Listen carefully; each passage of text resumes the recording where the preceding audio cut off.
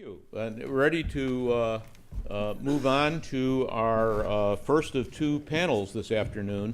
The first one is an educational program. We call it the Big Four. That's medical student education, psychiatry residency, the joint PhD program, and the psychology internship. And also we have people who have trained in some of those programs on our panel.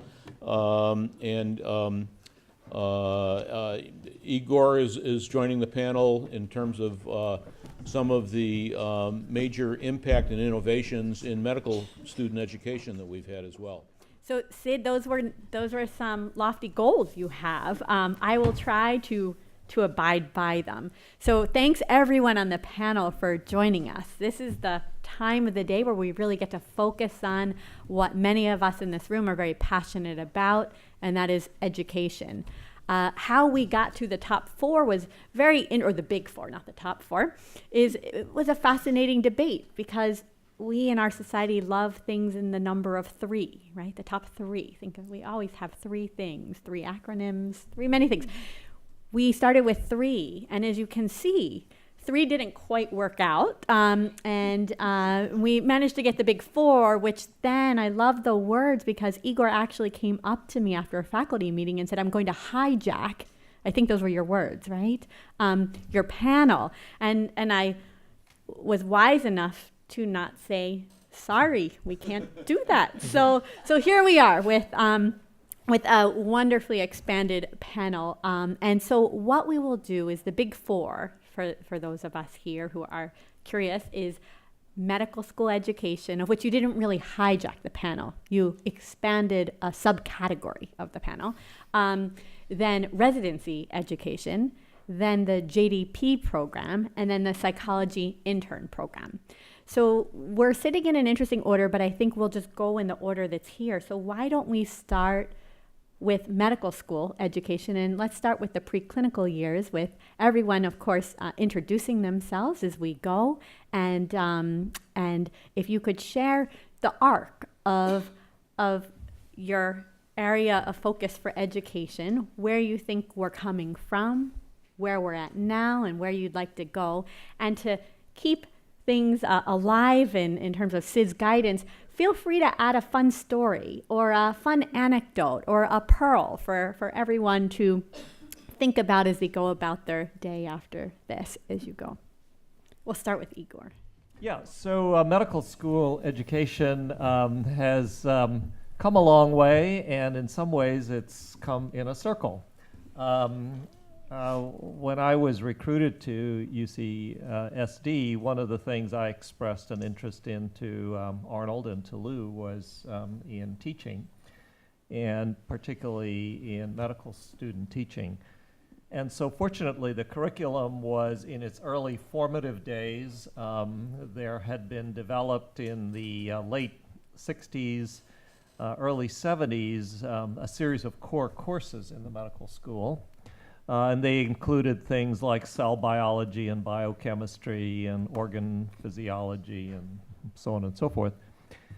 But somewhere along the line, the framers of UC San Diego had the wisdom to insert a whole block of time into something called social and behavioral sciences. And I don't know that SBS, some of you will remember this, hopefully not only negatively. And so there was a whole bunch of time put into the core curriculum. It was something like 150 hours or something like that was supposed to be dedicated to this thing. And of course, then I think people started scrambling around saying, well, what are we going to put into this thing? And so people like Aaron Ciccarel, who is now passed, but a very famous sociologist, was brought in. Lola Romanucci-Ross, very distinguished anthropologist who had worked with Margaret Mead, came in. I think Arnold gave some talks, and a few other people like that. Oh, somebody from psychology, campus psychology. And the whole course sort of collapsed because medical students just were not terribly engaged in it. These were famous people saying important things, but it was very, very difficult. And I think at that point, Lou had taken over the course for a time, but he had a few other things to do, so he passed the SBS course over to me. And we reorganized it in a bunch of components, which included things like doctor-patient relationship, human growth and development, healthcare systems, psychopathology, things like that. And I was mostly involved in the psychopathology element, and a number of faculty here, Sid is one of them, others were involved in this psychopathology thing. But I think what was interesting about SBS, and why I say things come round, is this course was organized precisely on a model of you give some formal lectures, but then you break up into small groups and either have discussions, or in the case of psychopathology, you meet the patients. So a group of 8 or 10 or 12 medical students, whoever it was, had a faculty leader. We'd all go to the VA and meet some very interesting people at the VA and crowd ourselves into those offices where 10 or so people were sitting with a paranoid patient and a medical student would have to do an interview. And this was a very formative experience, I think, for the students. And now there is a modification of that is still going on, but what the whole medical curriculum has done over the last few decades is moved very much to this model of less class time, more interaction, more practical work, and so forth. And so I guess I am proud to say that I think the social behavioral sciences course, which students love to hate at times, actually was very much the forerunner, at least at UC San Diego, of this model of having a lot of small group experiences and introducing clinical into the preclinical curriculum, which is now all the vogue, of course. Do I have time for one fun element, or is this too long? Fun we can include, yes. I see the other thing that was important. I'm looking at my fellow in crime, Hamp Atkinson, sitting there.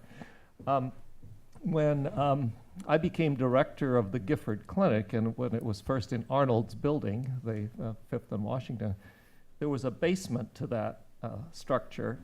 And these were the days when the legislature had passed a law saying all students have to have sex education, because that was an ignored topic in those days.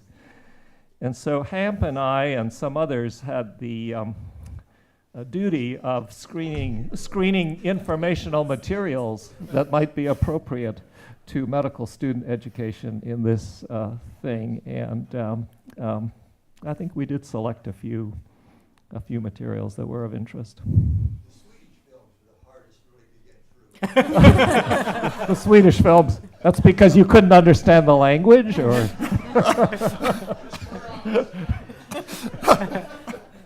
That's enough. Well, thank you. So those are the good old days. Wonderful. Well, we added the fun factor per request. Now we'll move things over to David Lehman, who will continue to talk about the medical student education, but taking off where Igor left off. Well, first I'd like to thank UCSD for awarding me a PhD. I'm going to rush to put this on my CV. I had no idea. That's really wonderful news and such a surprise. And I'm honored, and I've wondered when somebody is going to recognize my wonderful contributions to the field and give me that degree. I think this is a golden age of psychiatry. The number of applications and the quality of applications that we're getting for our residency program is off the charts and unprecedented. Kristin's got an embarrassment of riches to deal with for the past few years. And that's had dramatic consequences on our third-year psychiatry clerkship, because the medical students, for reasons that aren't totally clear to me, have suddenly generated this tremendous interest in psychiatry. And it's always been fascinating to me, so it seems natural, but I'm not sure what made them suddenly catch on to this.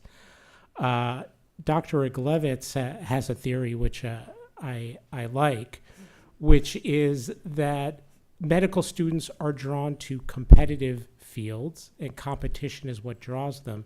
And so as the residency became more competitive, they became more interested in it, which made it more competitive. And then it was this positive feedback loop. And so now they have to apply to, I think, 60 plus residency programs in order to match. I mean, this is crazy. That means when they get onto the clerkship, we've got really highly motivated students who want to do clinically well. They're getting in the upper 90 percentiles on their shelf scores regularly. This is the national psychiatry exam that they all have to take at the end of the clerkship.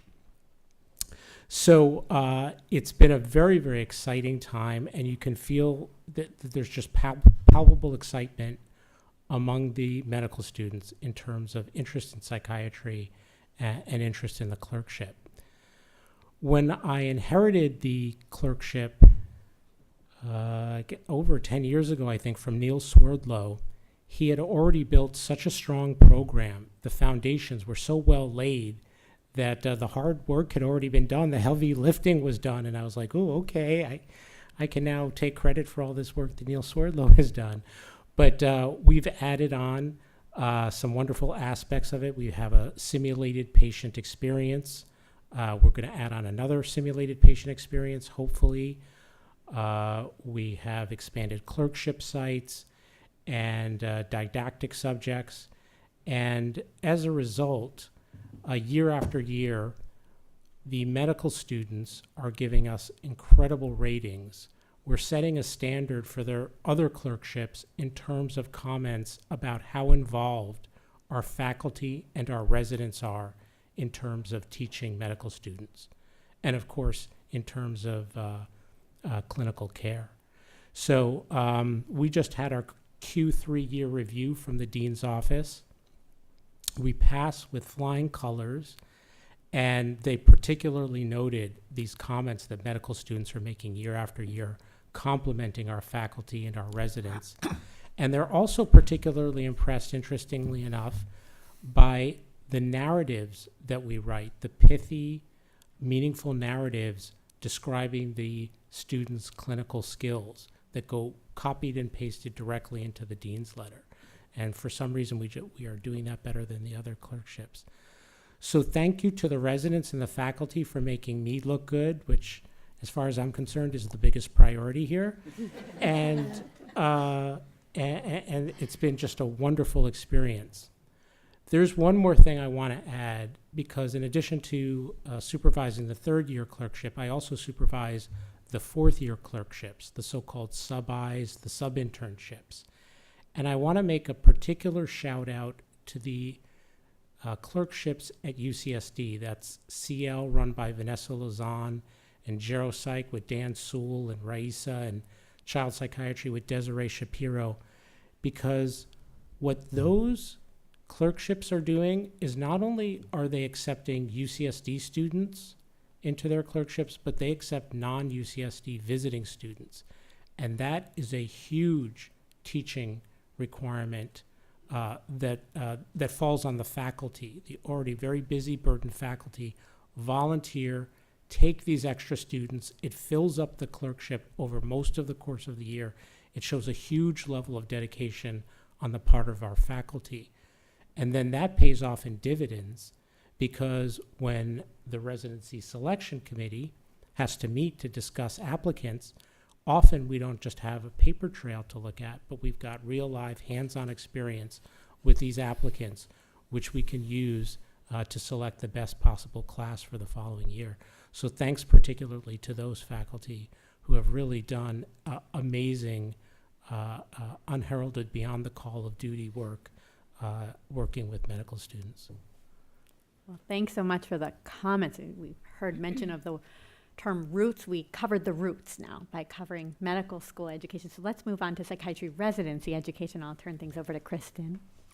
Okay, thanks. And And let me say, I think that, David, you deserve a lot of the credit. I think that you're one of the favorite attendings on 2 South, and I think you really helped to inspire a lot of the medical students, as do our wonderful residents that we have. And just to go back to what Igor was saying too, I think that our clinical foundations course at the medical school has begun introducing different concepts around mental health in a way that I think it is, it's not just sex education in a separate course in medical school. Now it's integrated into the other cases, and so it takes on a whole different meaning.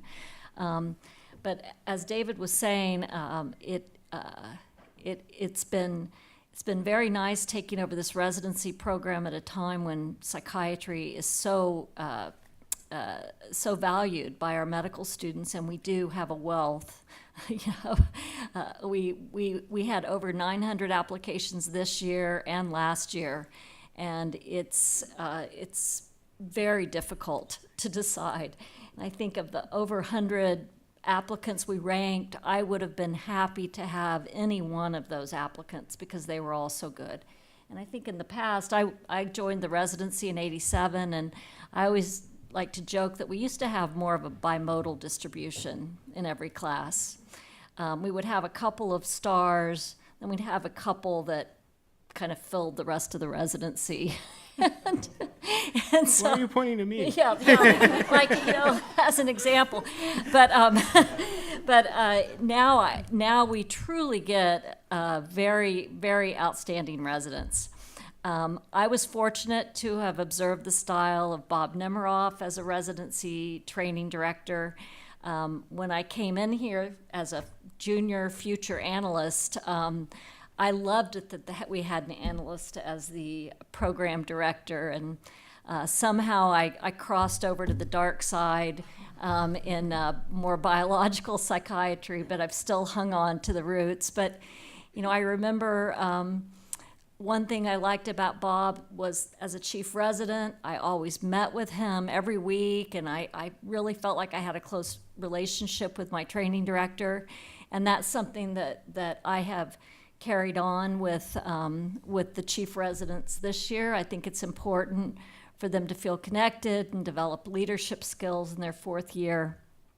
I also loved the literature of madness that Bob Nemiroff would have. We'd go to his house, and he had all the different things he had collected in his travels in South America. He just had a wonderful collection, and that was such a special part. And I was really glad that Sid carried that on when he took over as training director. And I think that Sid handed me a program that was already so well organized, with a great group of residents, and so I was able to sort of pick up and just continue what he had already put into place. And I feel that I've been fortunate to be able to think about things that are sort of like icing on the cake. What can we do to really enhance what's already a really strong program? And I think after we heard everything this morning about all the growth of our clinical programs and these great educational opportunities, we've been really trying to take advantage of that for our residents. Anywhere from the amazing, psychotherapy training that we have available at the VA, and making sure that they're having that built into their training program. One thing that we're introducing this year is requiring that all the second years are getting either telepsychiatry at the VA or the, what do we call it? It's not complementary, it's the Collaborative care. Collaborative care. The collaborative care model, so we're taking advantage of that.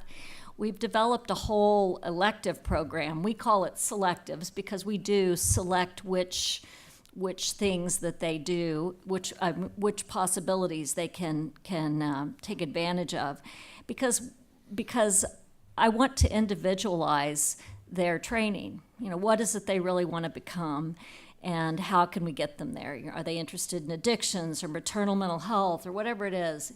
Just having opportunities to be able to do that. And I think that has been a very attractive component of our program and recruiting people here, because there's so many options. Some of the new things that we've started are the community psychiatry track. We heard Larry and Steve talk a little bit about that, and that's wonderful. We've increased the size of our residency this year to 48 because we're including 2 community track people in each class. And I found that the applicants to the community track are really some of the most outstanding residents, partly because they're people that want to go work in the community eventually. And so they're very altruistic in the way they think about patient care. It's just a very strong group of residents. And many of our general track applicants are also interested in community psychiatry. So by having that partnership, we've opened up electives that our general psychiatry folks can go into as well. We've heard about our research track, which has been in place for a number of years, but Neil has really invigorated it. We have a terrific group of research track applicants, but we also have a lot of people in the general track who have published. Many of the incoming class have first author publications of one kind or another, even though they're not in research. And so by having such a strong research track, it also helps for us to infuse the research into the general track. When I recruit residents, I like to say that I think that at UCSD we can recruit leaders in the field of psychiatry. And they can be leaders in a variety of areas, whether it's they've done specialty training in some kind of clinical area, or they want to go into research, or they're leaders in community and being active in the local psychiatric societies. But I think that I'm very excited about where we're going forward. We've started discussions of developing a global mental health track within the residency. It looks like there may be some resources through UCSD that will help allow that to happen. And I'm very enthusiastic about developing partnerships and identifying faculty on our faculty who have projects in different countries that could be a part of that track and having a whole curriculum. So there are a lot of exciting things we're hoping to do. I don't know if Alana may elaborate on anything I'm missing. Oh, no, that was wonderful. Thank you. And so what we'll do now is we have a unique gift of having someone who graduated our program come speak with us about his own personal experience of the psychiatry residency. We can always pass one of these big mics down if this one doesn't work. What's been really neat is I was about to introduce you. I realized we've never met. This is Ken Khoury. Do I say it right? Yes. Wonderful. But I was also thinking, wow, on this panel we have 5 graduates of the UCSD psychiatry residency, but we're going to hear from one person in particular. Thank you. Good afternoon. Good to see lots of familiar faces. I've really enjoyed the history told by Dan, Pat, and of course Igor. That history was mostly from a faculty and institutional standpoint. So I think my job is to get a little bit of a sense of what it was like to actually be in the program. So Mick Newhouse, my fellow resident, best friend, long-term partner, and I arrived here. He from Vietnam, Marine doctor on a ship. I was from Yale with 3-piece suits and sherry parties. So we were a slightly different category, I guess. I'm not sure if any of us fell into the star category in those days. We were quite a crew. When we arrived, the place looked a little different.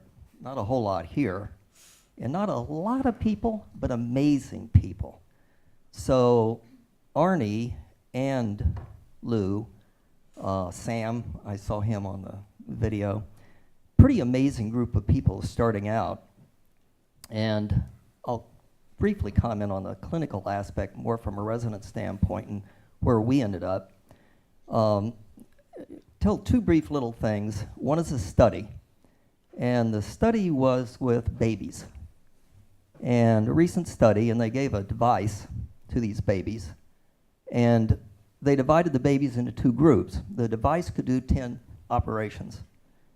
They didn't tell one group what it did, just gave it to them. The other group, they taught them that they could make a sound. Well, they studied these kids later on, and the group that was taught to make a sound That's all they did. They just kept making the sound. The babies that weren't told what the thing did, they used all 10 functions. And I think our residency program was a little like that. Second is a little bit of a story. Brings to mind maybe going to Bob Nemiroff's house and seeing his pre-Columbian collection. So Arnie invites us over for lunch. And I had no idea what this was about. This was very, very early. We never had any idea what it was about. Well, this one we actually understood. Some of us thought you never did understand. This one we did understand because he spent a little time in New Orleans.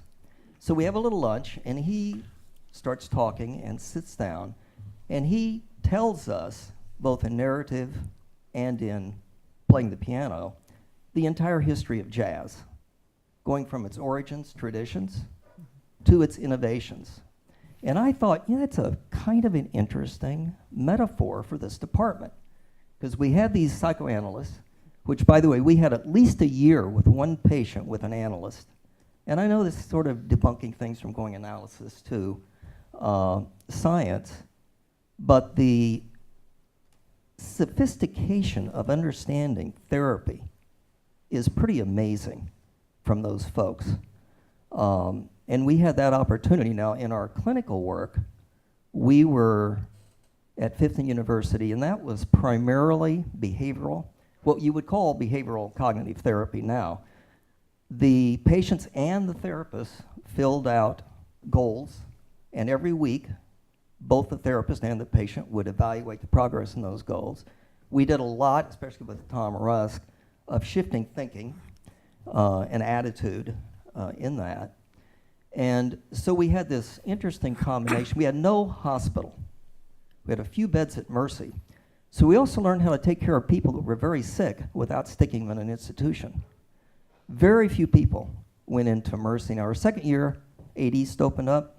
John Feiner and I had the opportunity to do that together. And as a little lowly resident, although Arnie told us we were junior faculty members, we took that way too seriously because it cost us a lot of trouble, as compliance was not high on our list, especially this rank group of folks. And then third year, the VA came in.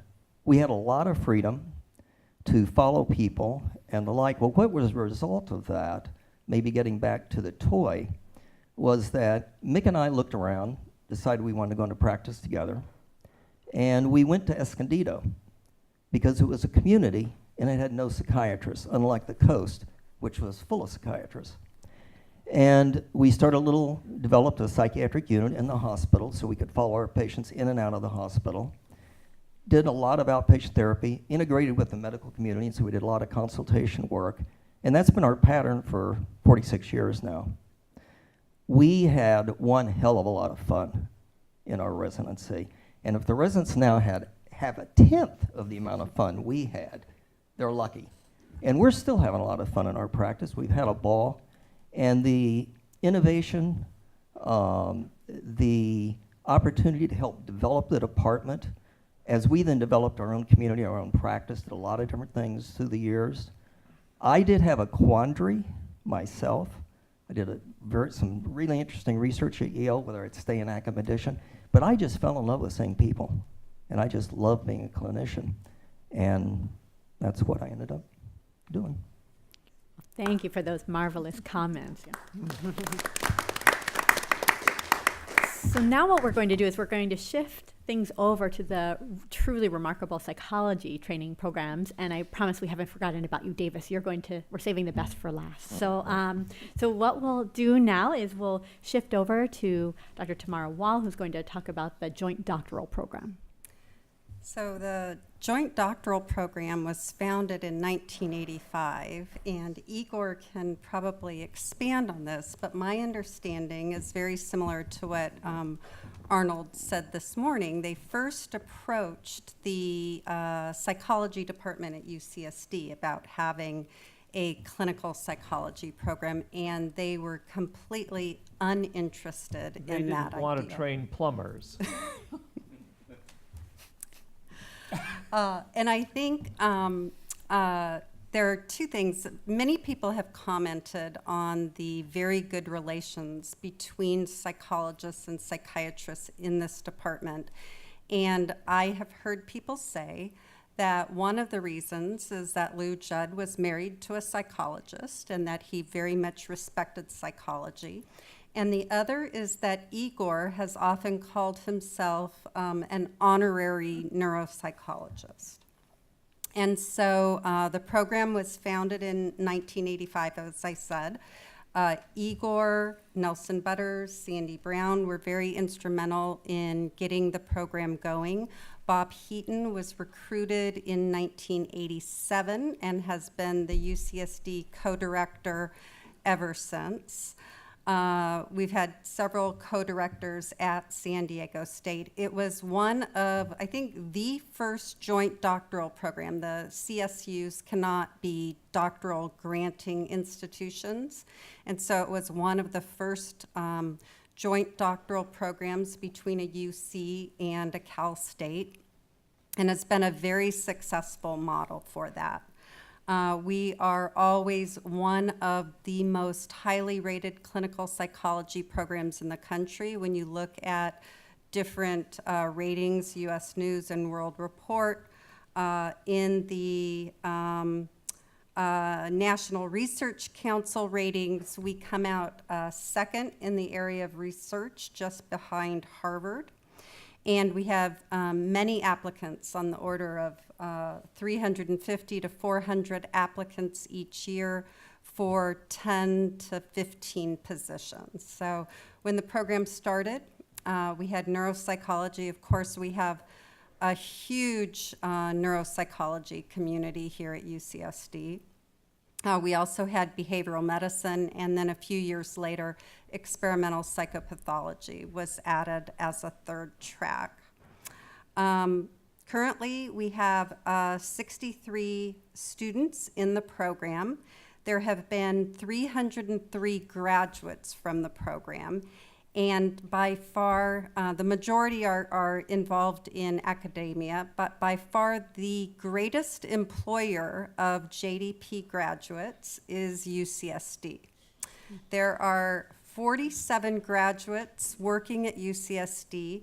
25 of them are on the JDP faculty. So it is really just a tribute to this program, and that there was such support to have a joint program between a School of Medicine, a Department of Psychiatry, and a Department of Psychology. It is so unique that our students take what was is now called the MBB course.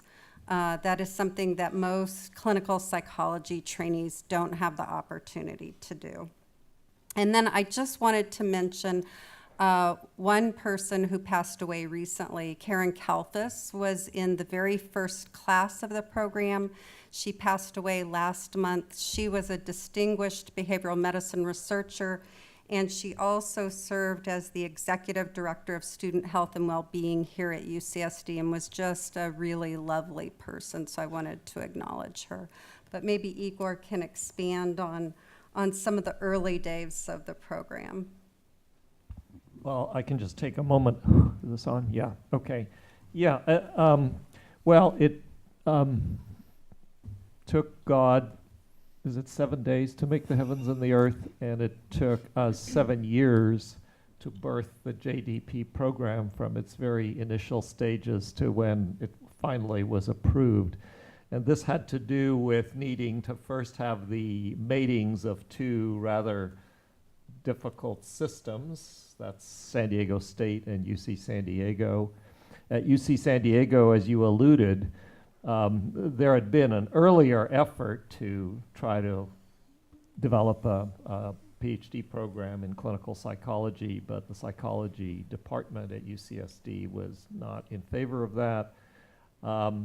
And so there were other academic units that were not in favor of that. So one of our jobs was to actually sell this program, and I remember myself and others going around and visiting with the chairs of the departments of psychology, anthropology, sociology, you name it, talking up this program and seeing how they would want to be involved and so forth. I think on the state side it was easier because they wanted to do that. And then it had to go through all sorts of approvals, through our own academic senate and God knows what, and up to the office of the president, and there's some joint committee that approves these things and so on and so forth. But at the end of the day, it was really worth it. This is a spectacular program. And as you point out, one of the unique features is it's a program that's housed in a medical school and an academic psychology department. And it works really very, very well. What's Harvard got? I are don't you know. sure there isn't an error here? I mean, I agree. I can't imagine any program being better than this one, honestly. And going forward, Bob Heaton is going to be retiring at the end of June, and we will have the second UCSD co-director of the JDP will be Lauren Brookman-Frazee starting in July. So I know the program will continue to produce many academic psychologists. And aren't you going to be the co-director on the UCSD side as well? I am. Working with Lauren, yeah, thanks. Well, thank you. Let's go ahead and shift gears to hear about the psychology. Can I say one more intern. thing? I'm sorry. Uh-oh. Just to shout You're the ruining praises our of this timing. program. I know. But you said a number of people have stayed, but they have stayed and become very distinguished faculty in their own light. Light, you're there, right? Somewhere, Greg Light. But many people who graduated from the program are now full professors, have their own programs of research and so forth. So it's been just terrific. Sorry. Oh, that's okay. That was a very needed comment. So if we could go ahead and turn things over to Dr. Sandy Brown and hear about the psychology intern programs. Well, thank you for this opportunity. And before we begin, David, you and I may need to switch IDs at some point, because in a recent past event, I was given a MD. So maybe at some point we can switch off here. No, I'm not giving it back. Well, I actually put together a slideshow for this presentation, mostly because I wanted this opportunity to look at the pictures of the internship over the last 30 years or so. So the program actually started as early as 1973 at the VA and in 1979 at the university, but really didn't kick off until 1983 when Nelson Butters arrived and worked with Gary Birchler to really organize the effort and the funding to start this kind of a training program. We started off with 4 interns, most of whom were not paid, but were volunteering their time to become interns at the VA and at the university. And this is a good time to acknowledge Pat Judd's role in providing such wonderful training opportunities at the Gifford Clinic, and was really an instrumental part of the start of the internship training program over there. I mentioned Gary Birchler and Nelson Butters as being really instrumental in driving this program forward.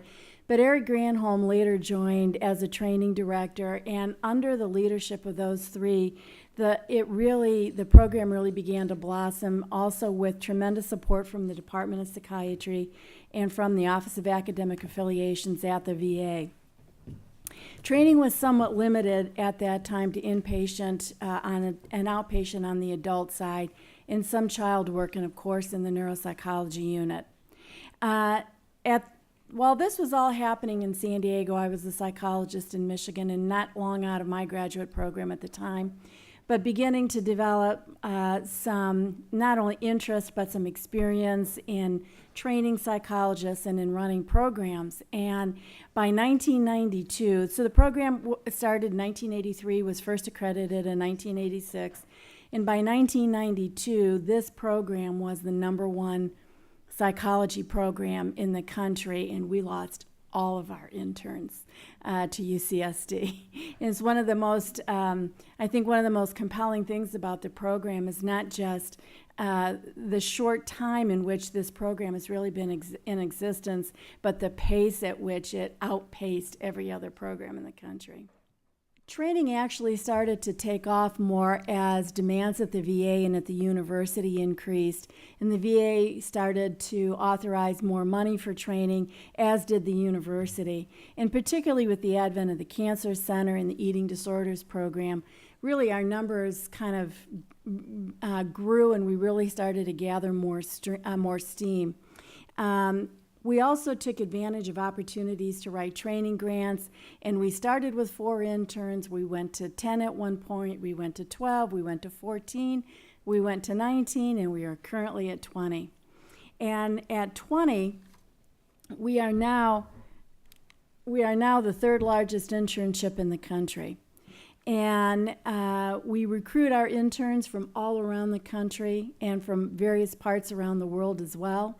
We have the luxury of choosing amongst the most coveted and the most talented young psychologists in the country to fill our internship training slots.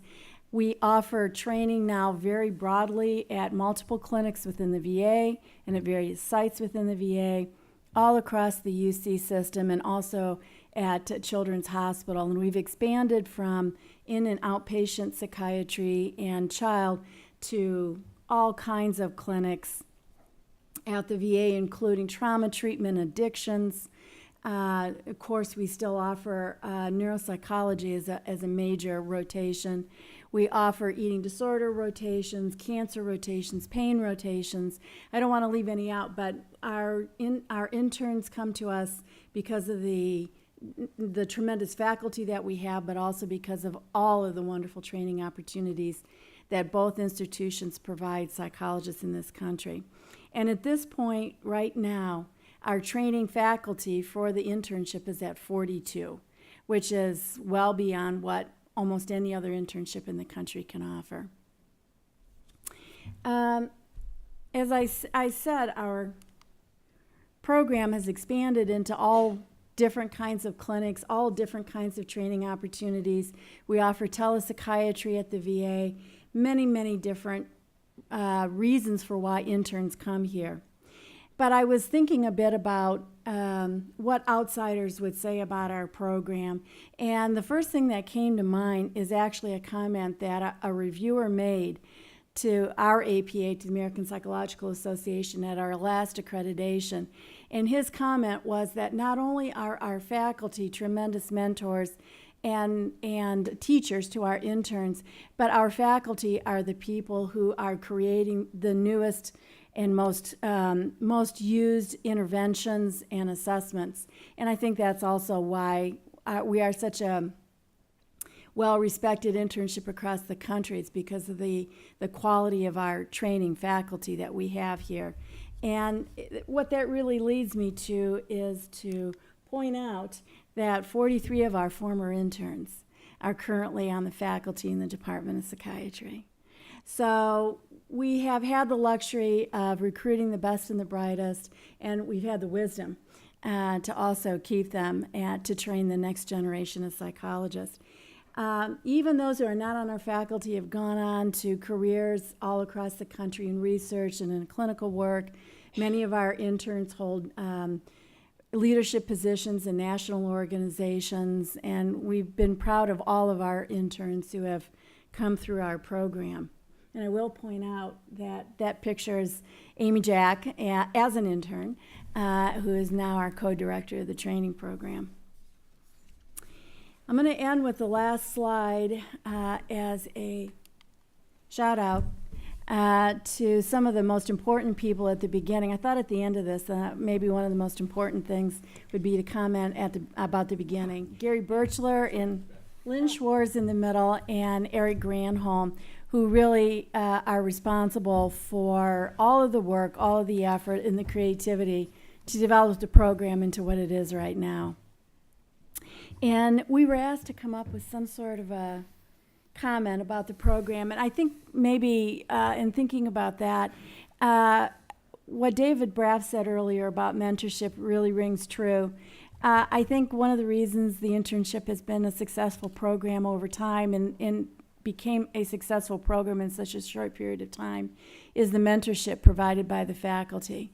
It's an intangible component of training in many ways, that connection between the trainer and the trainee that can't really be conceptualized very easily. But we have been gifted with such remarkable faculty who have really not only been interested but invested in training the next generation. And I just want to acknowledge the value of our faculty and how much that training drive is appreciated by all of us. And that's what I'm going to say. Thank you so much for those comments and slides. Oh. And so what we're going to do now is save someone for last but far from least, and that's David Suskind. And he's going to be talking with us about the voluntary faculty. And every single program you heard about on this panel today, without voluntary faculty, we would be missing the most precious, colorful threads that make the fabric that sustain all of our programs. So it's really an honor to have Davis, who's really a clinician's clinician, here on the panel to be the last speaker. Thank you, thank you. So it's been my privilege and certainly my pleasure to have been traveling along with UCSD since 1972. This is a spectacular research university that has ridden the crest of a paradigm shift from its very inception. And that's pretty incredible. So for those of you who've been here the last 2 days, you've heard amazing people describe remarkable work and interesting thinking, and to see how things have evolved over the decades is a truly spectacular thing. And in that context, for most of those 5 decades, I have been a member of the volunteer faculty. So I'm going to try and fill in some blanks about my perspective. So the first thing is that being a volunteer faculty member means different things to different volunteer faculty members. And that's precisely the value. The strength and importance of what we contribute comes from our diverse perspectives. And that reflects the multidimensional and nonlinear components, along with other components that are alive in contemporary psychiatry, alive and evolving. By the time that we first meet our residents, and I predominantly have taught our residents as a supervisor, as a teacher, they've already selected their profession, but they need to craft their career.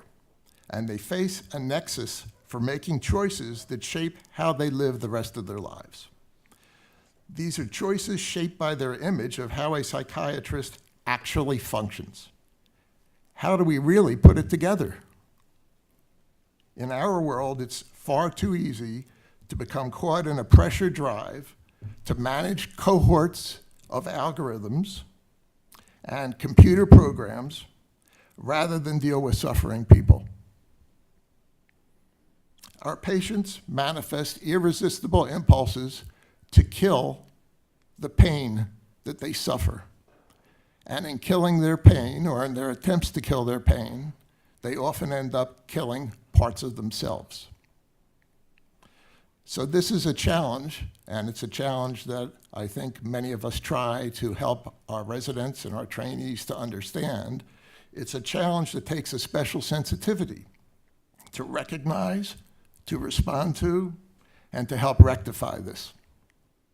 How will our residents deal with the impact and complexity over the short term and over the long run in their career and their lives?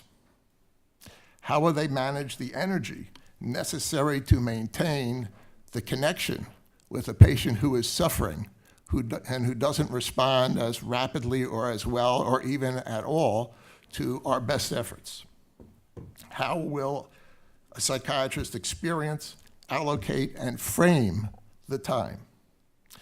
These are essentials, as you recognize, of a doctor-patient relationship, and they go beyond technique. It's our task to reveal how we uniquely parse, synthesize, and remain alive to the multi-layered and relational core of being together with another person. And this also involves helping a psychiatrist learn how to observe and how to be alone and together with herself. Now, I've seen how connections form between residents and volunteer faculty distinctively promote just such a crucial perspective and foster this kind of requisite attitude. So I'll close in saying that for me, the most cherished and important thing have been the connections and the relationships that I formed with many of you over these 5 decades, and I celebrate it with you today.